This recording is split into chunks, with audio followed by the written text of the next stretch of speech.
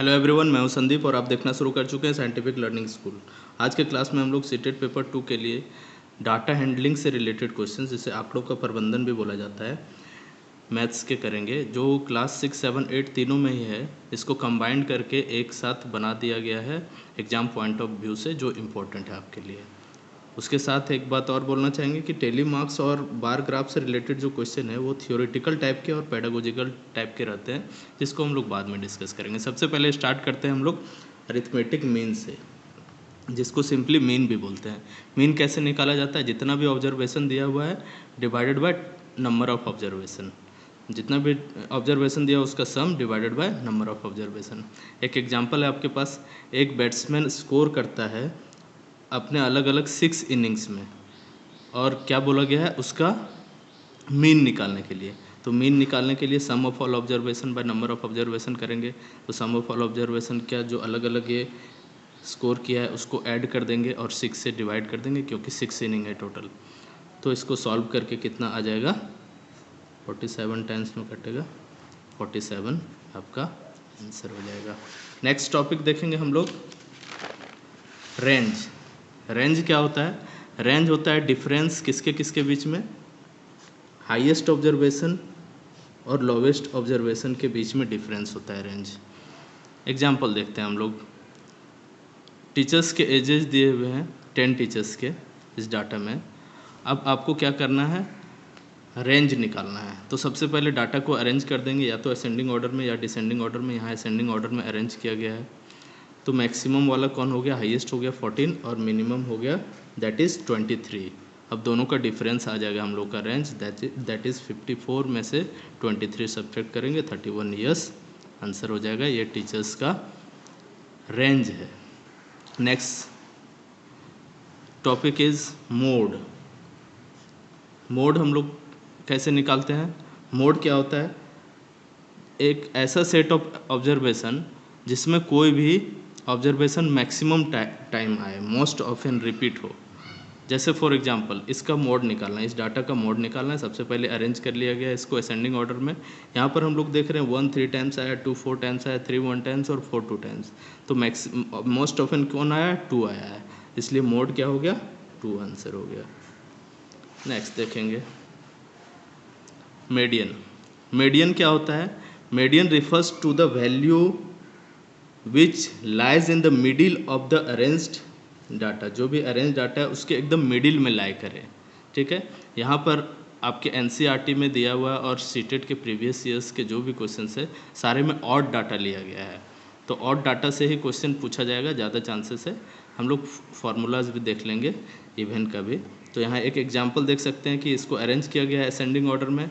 Arrange करने के बाद टोटल कितने हैं, टोटल है 1 2 3 4 5 6 7 8 9 9।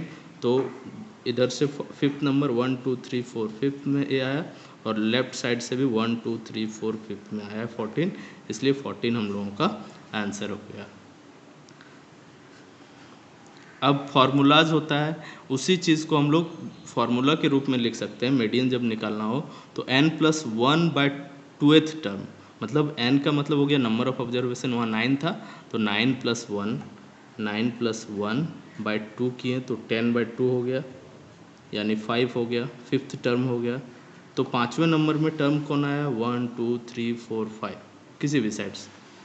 अब उसी तरह अगर इवन ऑब्जर्वेशन रहेगा तो उसका निकालने का क्या तरीका, n/2th term plus n/2 + 1th term. मतलब कि अगर ये 5वां हुआ और उधर से क्या होगा, उधर से 6वां होगा, मतलब लेफ्ट से 6वां, 5वां और 6वां, और राइट से भी 5वां और 6वां, अगर 11 टर्म से तो डिवाइडेड बाय 2 करेंगे। ये तरीका है ऑड और इवन का। इवन आपको ज़्यादा चांसेस से पूछा नहीं जाएगा, ऑड का ही चांसेस से पूछे जाने का। नेक्स्ट देखेंगे हम लोग सर्कल ग्राफ और पाई चार्ट। सर्कल ग्राफ और पाई चार्ट क्या होता है? ये रिलेशनशिप होता है पूरे सर्कल के और उसके पार्ट्स के बीच में। एक सर्कल को पार्ट में बांट दिया जाता है, जैसे यहाँ डायग्राम में आप देख सकते हैं। ये छोटा सा डायग्राम बनाए, 3 पार्ट में डिवाइड, ढेर सारे पार्ट में डिवाइडेड रहते हैं। अब इसमें हम लोगों को क्या क्या चीज़ निकालने के लिए दिया जाता है, निकालने के लिए पूछा जाता है। एग्ज़ाम में आपको डायग्राम ड्रॉ करने के लिए नहीं पूछा जाएगा, वो ऑप्शंस बेस्ड क्वेश्चन है, तो ज़्यादा चांसेस है कि डायग्राम दिया हो रहे या फिर थियोरेटिकल क्वेश्चन पूछे उससे रिलेटेड। फ्रैक्शन निकालने के लिए दिया जाएगा, फ्रैक्शन कैसे निकलेगा, जो भी वैल्यू दिया हुआ है डिवाइडेड बाय टोटल वैल्यू। और दूसरा तरीका है गिवन एंगल, जिसको हम लोग सेंट्रल एंगल बोलते हैं, डिवाइड बाय 360, ये फ्रैक्शन निकालने का तरीका है। दूसरा सेंट्रल एंगल निकालने का तरीका, फ्रैक्शन जो भी निकल के आया उसको 360 से मल्टीप्लाई कर देंगे। और परसेंटेज निकालने का तरीका, फ्रैक्शन जो भी आया है उसको 100 से मल्टीप्लाई कर देंगे। यहाँ एक एग्जाम्पल लिया गया है, इस एग्जाम्पल को देखेंगे। सीजन्स को कुछ लोगों ने वोट दिया है, समर सीजन को 90 लोगों ने वोट दिया है, रेनी सीजन को 120 लोगों ने और विंटर सीजन को 150 लोगों ने, टोटल 360 पर्सन्स है। आपको निकालना है कि percentage of person who voted for rainy season के लिए कितने लोग वोट दिए, और उसके साथ निकालना है कि also find central angle of this season, उस सीजन के लिए जो वोट दिए उसका सेंट्रल एंगल निकालना है। तो दो चीज़ निकालना है। तो इस तरह का ये डायग्राम दिया हुआ है। तो पहले फ्रैक्शन निकालेंगे। फ्रैक्शन निकालने के लिए क्या करेंगे, 120 है रेनी सीजन के लिए, ठीक है, तो 120 को डिवाइड करेंगे 360, given number by total number. Solve करके कितना आया, ये कैंसिल हो जाएगा 3 टाइम्स में, 1/3 आएगा। तो ये फ्रैक्शन निकला। फ्रैक्शन निकालने के बाद ही परसेंटेज निकालेंगे हम लोग। 1/3 फ्रैक्शन है, उसको 100 से मल्टीप्लाई कर दिया, 33 होल 1/3% हो गया। अब सेंट्रल एंगल कैसे निकालेगा, फ्रैक्शन निकलेगा, फ्रैक्शन को 360 डिग्री से मल्टीप्लाई कर देंगे, क्योंकि पूरा एंगल पूरा रोटेट करके कंप्लीट एंगल 360 होता है। तो कितना आ गया, 120 डिग्री। ये दोनों आंसर्स हो गए हम लोगों के। नेक्स्ट हम लोग देखेंगे प्रोबेबिलिटी। प्रोबेबिलिटी क्या होता है, चांसेस, किसी भी आउटकम का होने का कितना चांस है। तो प्रोबेबिलिटी निकालने का तरीका, number of outcomes that makes an event divided by total number of outcome.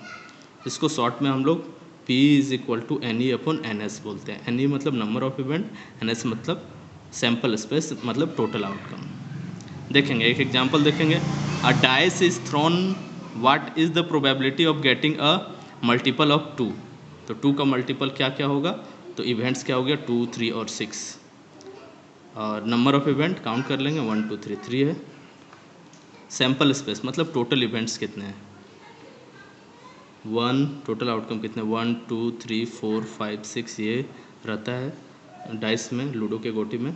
तो सैम्पल स्पेस कितना हो गया, NS हो गया 6। तो प्रोबेबिलिटी निकालेंगे, NE/NS कितना हो गया, 3/6, दैट इज़ 1/2। ये आंसर हो गया। इसी तरह का सिंपल क्वेश्चंस पूछा जाता है, कोई भी हाई फाई क्वेश्चंस नहीं पूछा जाता है, सीधा सीधा क्वेश्चंस पूछा जाएगा। That's all, thank you, subscribe my channel.